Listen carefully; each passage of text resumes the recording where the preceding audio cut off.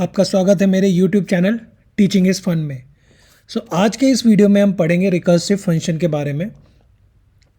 तो इससे पहले हमने लूप तक कवर कर लिया है पूरा और ऑब्जेक्ट ओरिएंटेड प्रोग्रामिंग के भी एग्जांपल्स देख लिए और कॉन्सेप्ट भी कर लिए हैं। अब इसके बाद हम ये पढ़ रहे हैं रिकर्सिव फंक्शंस के बारे में, ठीक है। ये इसलिए इसको स्पेशल हम लोग ध्यान दे रहे हैं क्योंकि ये फंक्शन काफ़ी हैंडी होता है कुछ इंपॉर्टेंट प्रॉब्लम स्टेटमेंट करने के लिए, ठीक है। और ये इंटरव्यू में भी काफ़ी पूछा जाता है क्योंकि मतलब इट शोज़ कि आपका बेसिक किस तरह से क्लियर है रिलेटेड टू फंक्शंस। ओके, तो चलो स्टार्ट करते हैं फिर। तो सबसे पहले समझते हैं कि what is recursive function. A recursive function is a function which is called with in itself. मतलब कि आप एक फंक्शन क्रिएट करते हो, ठीक है, फिर उसी फंक्शन के अंदर जो फंक्शन आपने क्रिएट किया उसी को दोबारा कॉल करते हो। मतलब उस फंक्शन के अंदर आप उसी फंक्शन को कॉल करते हो, उसे कहते हैं रिकर्सिव फंक्शन। जैसे फॉर एग्जांपल कि मैं एक फंक्शन बनाऊँ डिफाइन फैक्टोरियल, ठीक है, और n इसका पैरामीटर हो गया। और मान लो मैं यहाँ लिखो if n is less than equals to 0 return, ठीक है। रिटर्न आपका हो जाएगा if n is less than 0 then return invalid input, ठीक है। इतना ही करते हैं बस अभी। और उसके बाद मैं फिर कहूँ कि एल्स आप फंक्शन कॉल करो फैक्ट n-1, ठीक है। तो आप देख रहे हो ये फंक्शन है कुछ फैक्ट करके जिसके अंदर मैंने वही फंक्शन कॉल किया है, तो इसी को कहते हैं रिकर्सिव फंक्शन। मतलब फंक्शन के अंदर वही फंक्शन कॉल हो रहा है, ठीक है। अब क्वेश्चन आता है इम्पोर्टेंट कि यार रिकर्सिव फंक्शन कब यूज़ करना है, कैसे पता चलेगा। तो ऐसे सोचो यार कि आपके पास कोई प्रॉब्लम स्टेटमेंट आई, ठीक है। अब उस प्रॉब्लम स्टेटमेंट को आपको सॉल्व करनी है और आप देख रहे हो कि एक पर्टिकुलर स्ट्रक्चर है जो कि आउटपुट जो उसका nth पॉइंट पे आ रहा है वो n-1 पे डिपेंडेंट है या n-2 पे डिपेंडेंट है, और उसका कोई एक बेस केस मिल जा रहा है आपको। जैसे एग्जांपल देता हूँ मैं, तब ज़्यादा समझ में आएगा। मान लो आपको कोई बोले फैक्टोरियल कैलकुलेट करना है, तो फैक्टोरियल किसी भी नंबर का, मान लो 5 का फैक्टोरियल कैलकुलेट करना है, तो इसका फॉर्मूला क्या होता है 5 इंटू 4 इंटू 3 इंटू 2 इंटू 1, ठीक है। तो इसको कोई ऐसे भी लिख सकता है ना, 5 इज इक्वल्स टू 5 इंटू 4 का फैक्टोरियल, ठीक है। यहाँ पे ये साइन लगा दो वरना कन्फ्यूजन हो जाएगी, ठीक है। फिर ऐसे कोई 4 का फैक्टोरियल कैसे लिख सकता है, आपका 4 इंटू 3 का फैक्टोरियल। और इस तरह से आप देखोगे कि लास्ट में जब आपको लिखना है 2 का फैक्टोरियल तो ये हो जाता है इक्वल्स टू 2 इंटू आपका 1 का फैक्टोरियल। और बेस केस क्या हो गया 1, क्योंकि इसका फैक्टोरियल की वैल्यू आपको पता है। तो ऐसे सिचुएशन में आप रिकर्सिव फंक्शन यूज़ करते हो।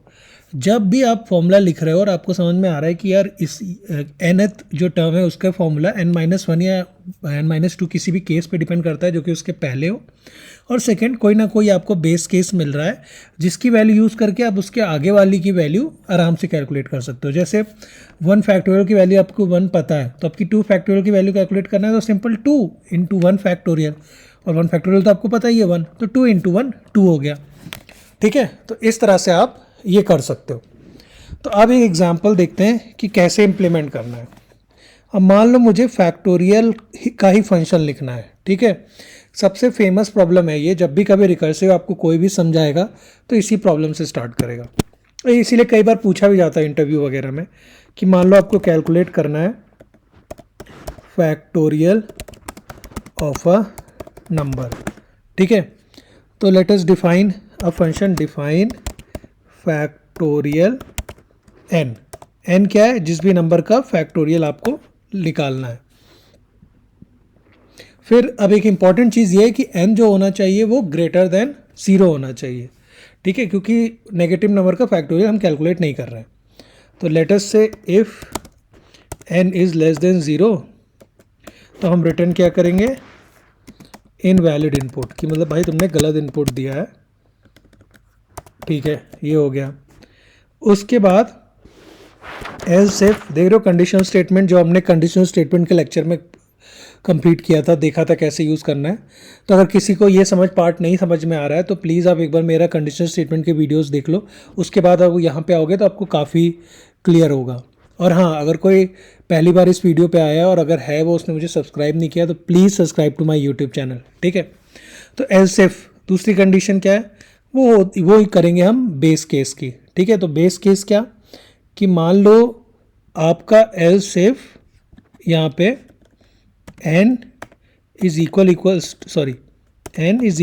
टू 0 और n इज इक्वल्स टू 1, ठीक है। तो आपको पता है क्या रिटर्न करना है, 1, क्योंकि 0 का फैक्टोरियल और 1 का फैक्टोरियल 1 होता है, ठीक है। उसके बाद एल्स में क्या करना है आपको, सिंपल, अगर ये दोनों केसेस नहीं है कि n इज लेस देन 0 या फिर n 0 या 1 नहीं है, इनके अलावा कोई भी केस है, तो आपको सिंपल ये फॉर्मूला यूज़ करना है जैसे 5 के केस में था, n इंटू n माइनस 1 का फैक्टोरियल। तो रिटर्न क्या करना है आपको, n इंटू फैक्टोरियल जो फंक्शन का नाम है, ठीक है। यहाँ से इसको कॉपी कर लेते ताकि स्पेलिंग मिस्टेक ना हो, सॉरी, ठीक है। और फिर n माइनस 1, तो ये हो गई आपकी वैल्यू रिटर्न। तो ये हो गया फंक्शन जो कि कंप्यूट करेगा फैक्टोरियल। तो एक बार पहले इसको चेक कर लेते हैं रन करके। ये हमने कॉपी पेस्ट किया और 5 का सबको पता ही है कि 120 होता है, तो लेट अस यूज़ 5 ओनली। तो देखो 120 आ गया। तो ये हो गया आपके फैक्टोरियल ऑफ अ नंबर। अब देखते हैं कि ये कैसे कंप्यूट हो रहा है, ठीक है, ताकि ज़्यादा क्लियर हो जाए। तो मान लो आपको आपने फैक्टोरियल में 5 जाना, तो सबसे पहले वो फंक्शन को कॉल किया आपने, उस फंक्शन को उसने देखा n इज़ लेस देन 0, नहीं, n की वैल्यू तो 5 है, अभी n की वैल्यू 0 या 1 है, नहीं। तो एल्स किस में जाएगा, इसमें। तो क्या रिटर्न होगा यहाँ पे पहले केस में कि आपका फैक्टोरियल 5 की वैल्यू आपको रिटर्न होगी यहाँ पे समझने के लिए 5 इंटू फैक्टोरियल 4, ठीक है।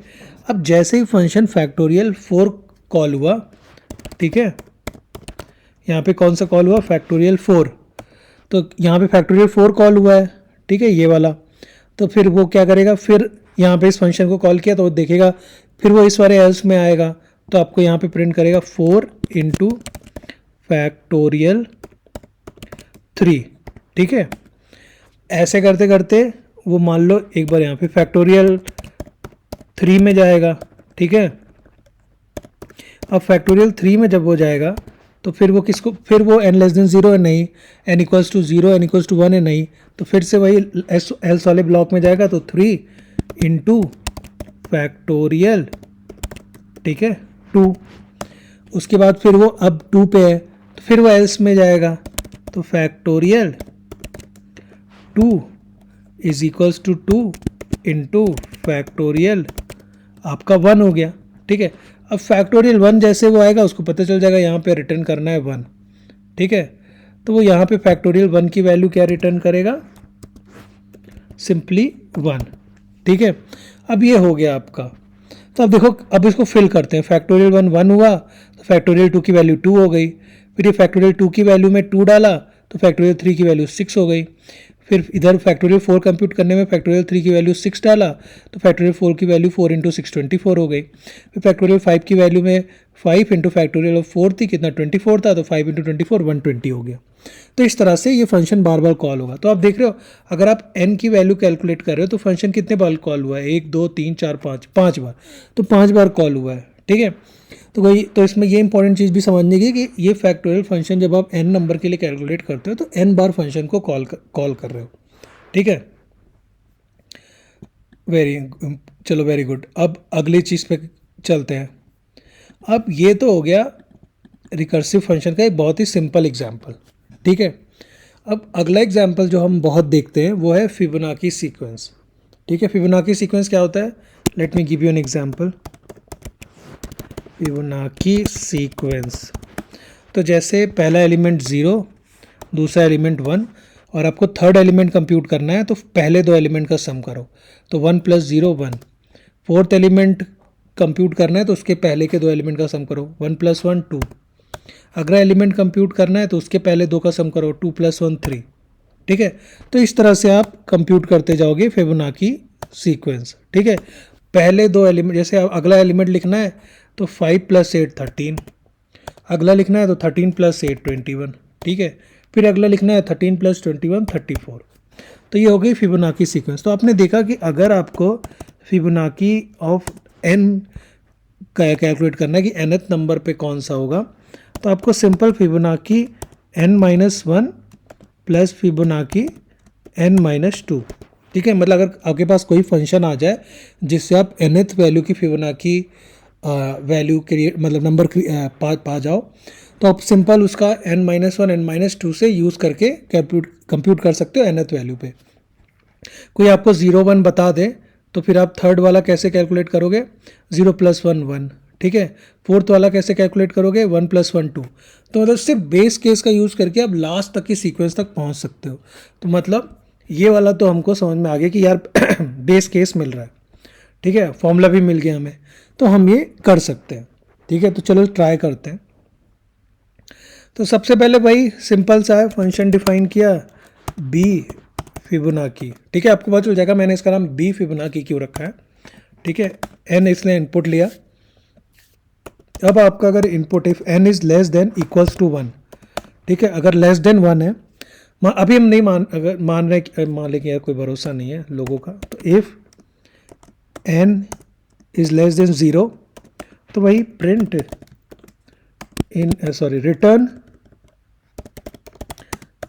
रिटर्न इनवैलिड आउटपुट, ठीक है।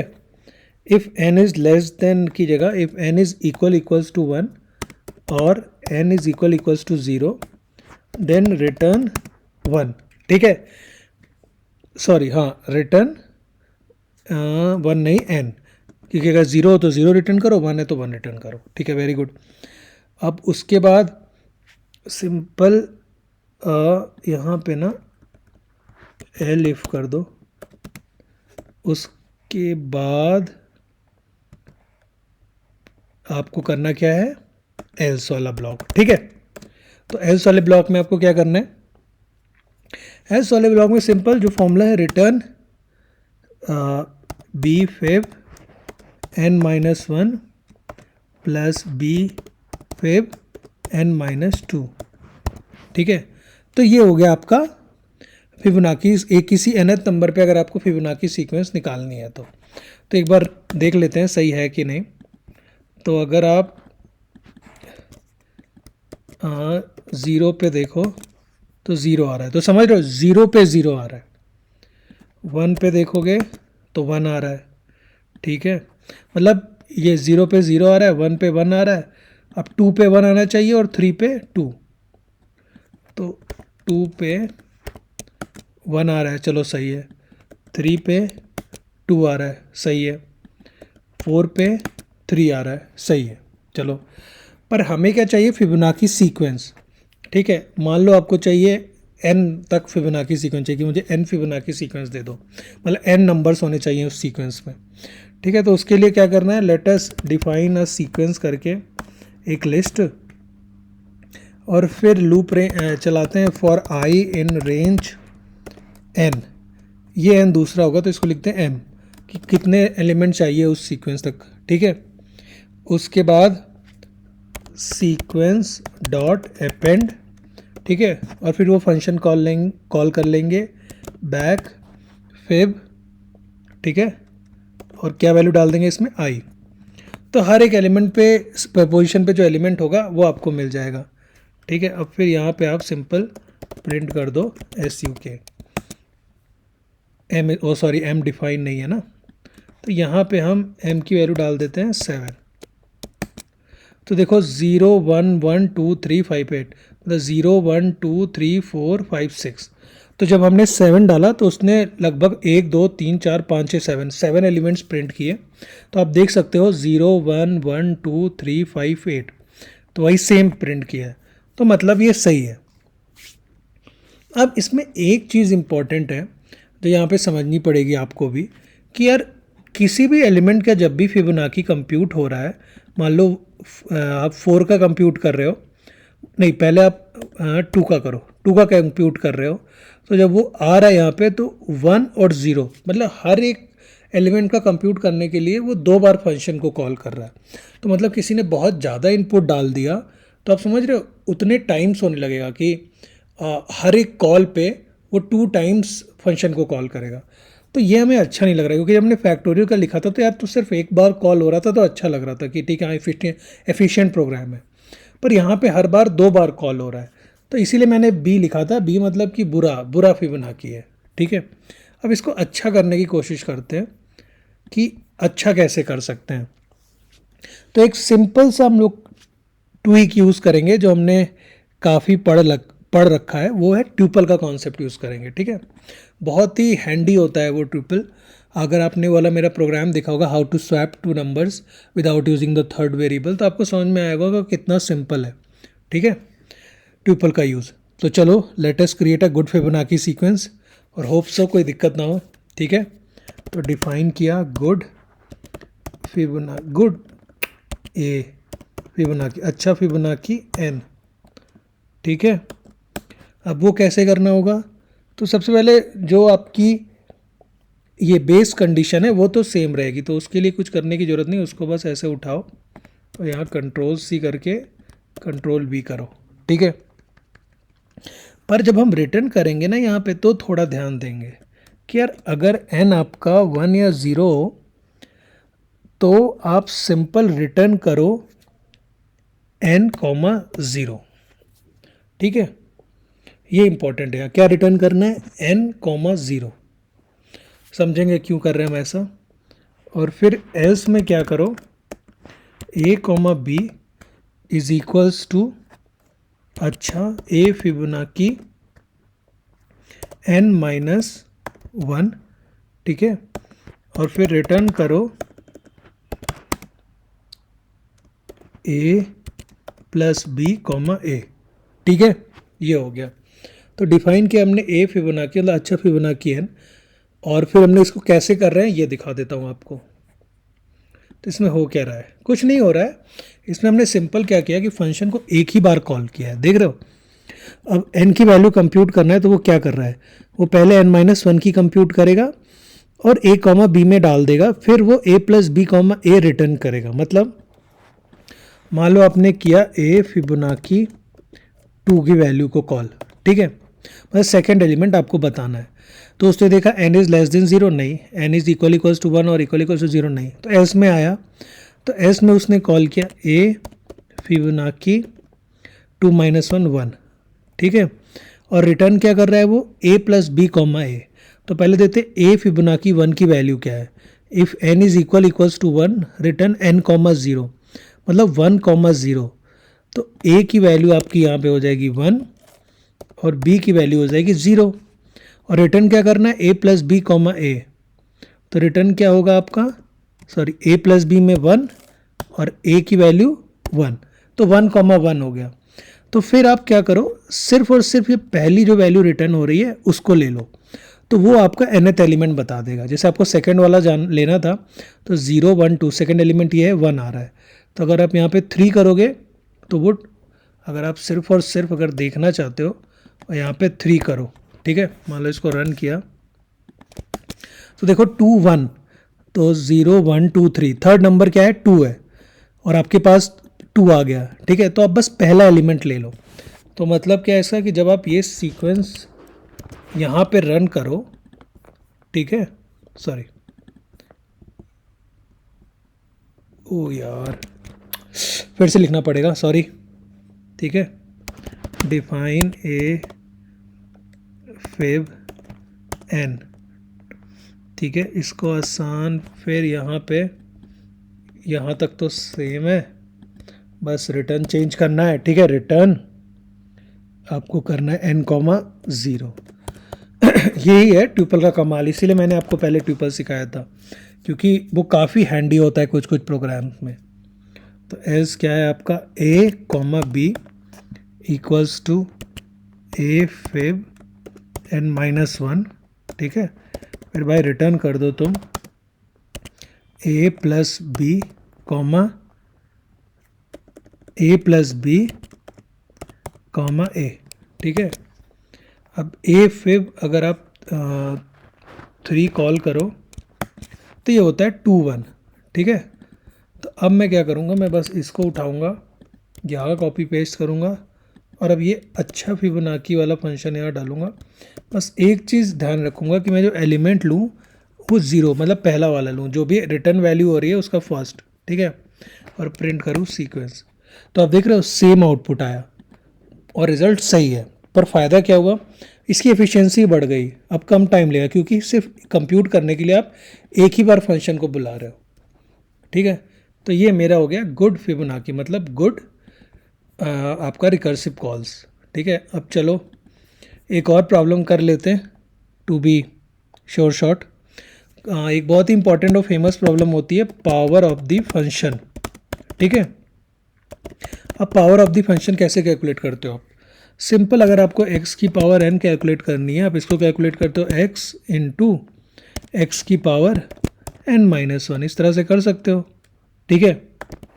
तो बस सिंपल यही फॉर्मूला यूज़ कर देना है हमें। आप एक बार रोक के वीडियो खुद भी ट्राई कर सकते हो, बहुत ही सिंपल है। सबसे पहले आपको वही है, बेस केस देखना है और बेस केस के बाद क्या कहते हैं आपको सीधे कंप्यूट कर देना है।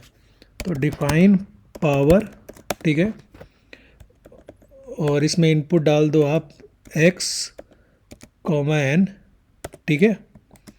अब उसके बाद आपको इसमें मैं कुछ चेक नहीं करूँगा, बस सीधे आपको बता देता हूँ कैसे कंप्यूट होगा। फिर आप रिटर्न बेस केस बस डाल दो कि if n is equals to 0 return x, ठीक है, else return x into pow x, n-1। Oh sorry ये रह गया ना,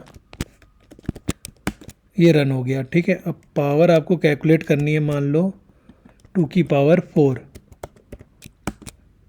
तो 32 आ गया। कैसे?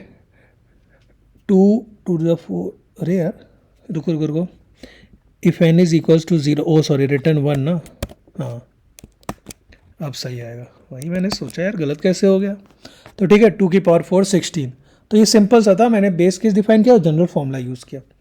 अब इसमें एक चीज़ इंपॉर्टेंट है जो मैं चाहता हूँ आपको एक बार बता दूँ, वो ये है कि बहुत डिफरेंट तरीके के होते हैं आपके रिकर्सिव, ठीक है। एक just for the sake of extra information बता रहा हूँ मैं कि मोस्टली 3 तरीके के रिकर्सिव फंक्शंस को डिफाइन किया गया है। एक है लीनियर रिकर्सिव, ठीक है, एक है आपका बाइनरी रिकर्सिव, ठीक है, और एक है आपका मल्टीपल रिकर्सिव। तो लीनियर रिकर्सिव क्या है? लीनियर रिकर्सिव वो फंक्शन होगा जिसमें रिकर्सिव फंक्शन एक बार कॉल हो। जैसे ये वाला रिकर्सिव फंक्शन है, इसमें जो रिकर्सिव फंक्शन है हर बार वो सिर्फ एक बार कॉल हो रहा है। यहाँ भी आप फैक्टोरियल निकाले हो तब भी वो एक ही बार कॉल हो रहा है, तो ये हो गया लीनियर रिकर्सिव। और यहाँ पावर वाले फंक्शन में भी रिकर्सिव फंक्शन एक बार कॉल हुआ है। बाइनरी क्या होता है? जब 2 बार कॉल हो, जैसे ये आपका जो ये बुरा फिबोनाची था उसमें देखो आप 2 बार कॉल हुआ है हर एक कॉल पे, ठीक है। तो ये हो गया बाइनरी रिकर्सिव। अगर 2 से ज़्यादा होगा तो मल्टीपल रिकर्सिव। तो ये हो गया इन शॉर्ट रिकर्सिव फंक्शन। मतलब एक इंटरव्यू पॉइंट ऑफ व्यू से काफ़ी है ये कि किस तरह से यूज़ करना है, कैसे डिफ़ाइन करना है, ठीक है। आई होप ये वीडियो आपके लिए हेल्पफुल था। अगर आपको बाकी मेरे वीडियोस चेकआउट करने हैं, आप मेरे चैनल पे जाके चेकआउट कर सकते हो। पाइथन से रिलेटेड ही हैं, पूरा बिगनिंग से यहाँ तक हम कैसे कि एक वीडियो के थ्रू आए, आपको पढ़ के अच्छा लगेगा and you will learn a lot, ठीक है। और अभी तक आपने सब्सक्राइब नहीं किया तो please subscribe to my YouTube channel. Please अपना ध्यान रखो, ठीक है। Bye, take care.